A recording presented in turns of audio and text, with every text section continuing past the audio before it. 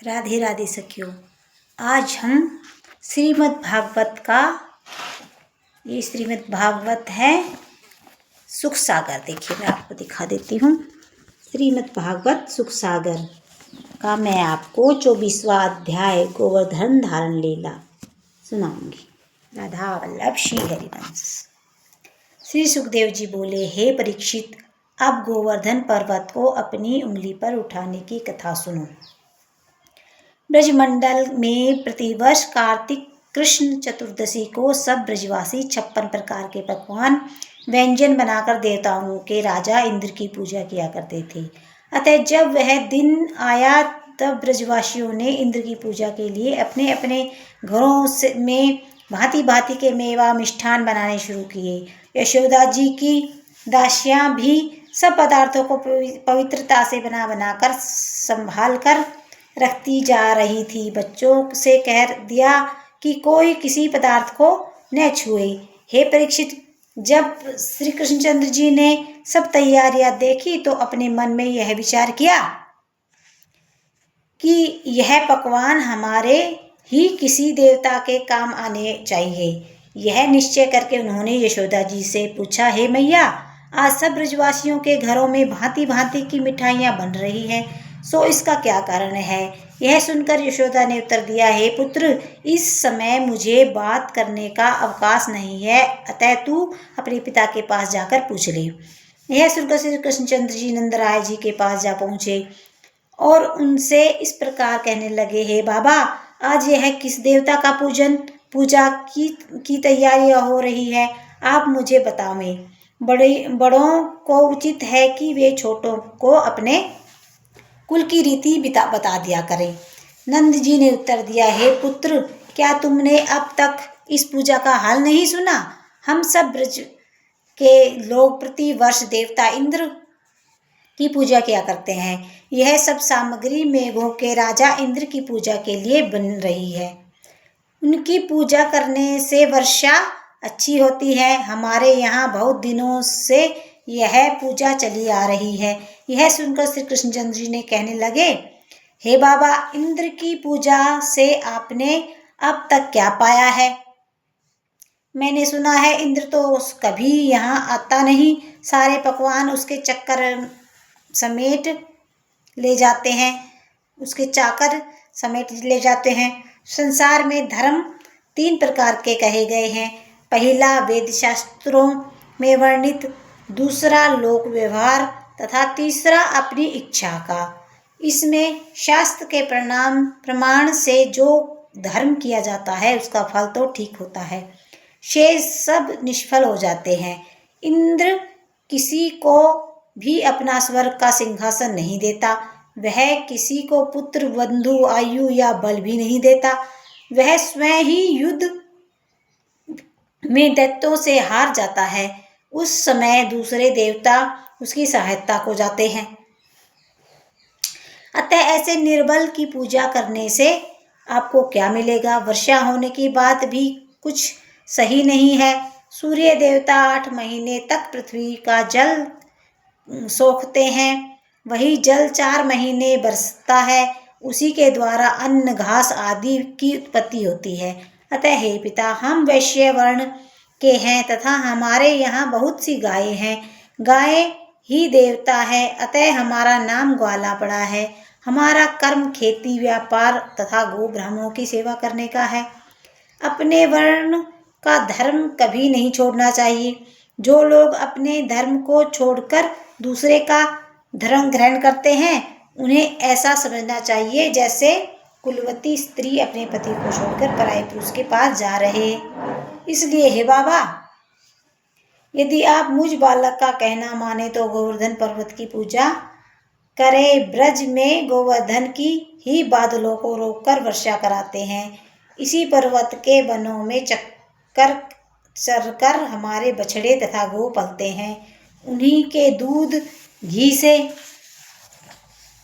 हमारी आजीविका चलती है। अपने पालनकर्ता को राज्य देवता मानना चाहिए। इसलिए आप गोवर्धन पर्वत का पूजन कीजिए तथा उन्हें लगाकर गो ब्राह्मण एवं ब्रजवासियों को भोजन कराइए।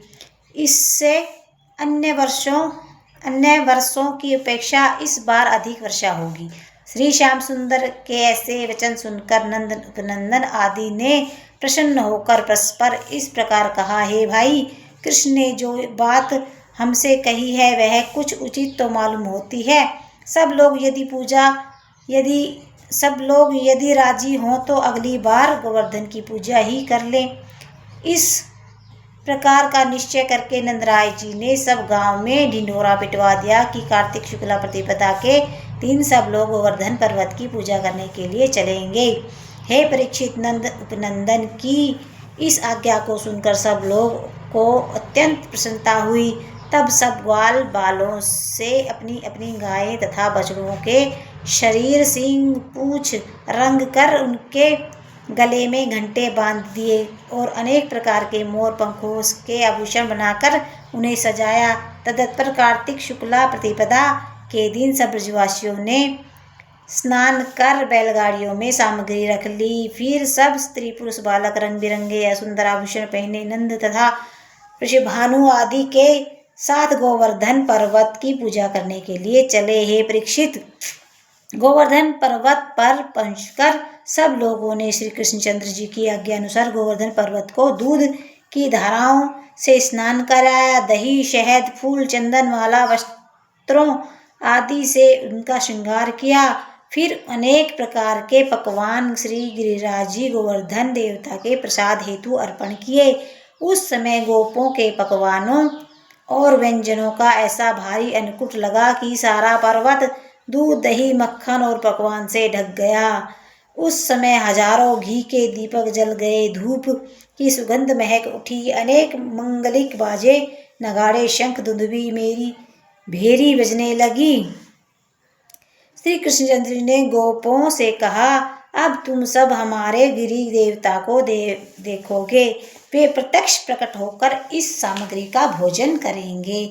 उस समय श्री कृष्ण भगवान चंद्र जी एक विशाल चतुर्भुजी, तेजस्वी तथा परम सुंदर स्वरूप धारण कर गोवर्धन के रूप में प्रकट हो गए। उधर एक रूप से तो श्री कृष्णचंद्र जी इस प्रकार प्रकट हुए, इधर दूसरे रूप से सब ब्रजवासियों को पुकार कर कहने लगे कि देखो, गोवर्धन जी ने साकार रूप में प्रकट हुए हैं।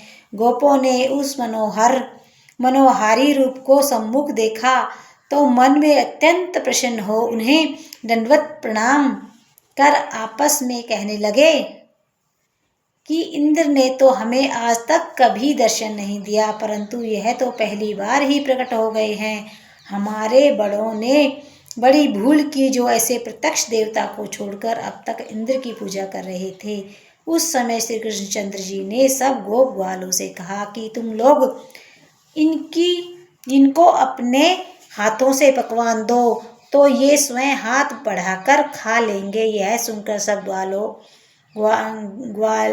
ग्वालाओं ने भोजन गिरिराज जी की ओर तो गोवर्धन महाराज अपने हाथ से बढ़ाकर उसे उठाकर खाने लगे। यह देखकर नंद उपनंदन वृषभानु आदि सभी ग्वाले अत्यंत प्रसन्न होकर उनकी जय जयकार करने लगे।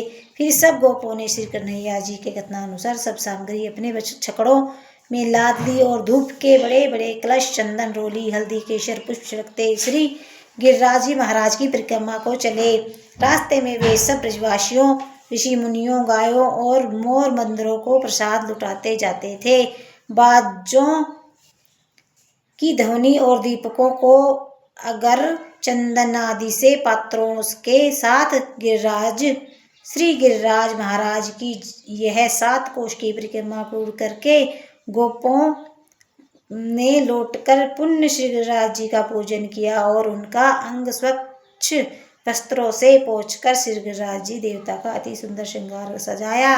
हे परीक्षित, भोजन करने के पश्चात सब महाराज अंतर्ध्यान हो गए। तब नंदनंदन जी ने ब्राह्मणों, गायों एवं गोपों को छककर भोजन कराया। फिर सब बचे हुए गाल बालों सहित अपने भी भोजन किया। फिर वे ब्रजवासी अत्यंत प्रसन्न हो मंगलाचार करते हुए गौ एवं बछड़ों के सहित अपने घर लौट आए। उसी दिन से संसार में गोवर्धन भगवान की पूजा अन्नकूट प्रसिद्ध हुई। जिसे लोग दिवाली के दूसरे दिन घर घर में मनाते हैं। श्री गिरिराज जी पूजा करने से घर में अन्न और धन की कमी नहीं रहती।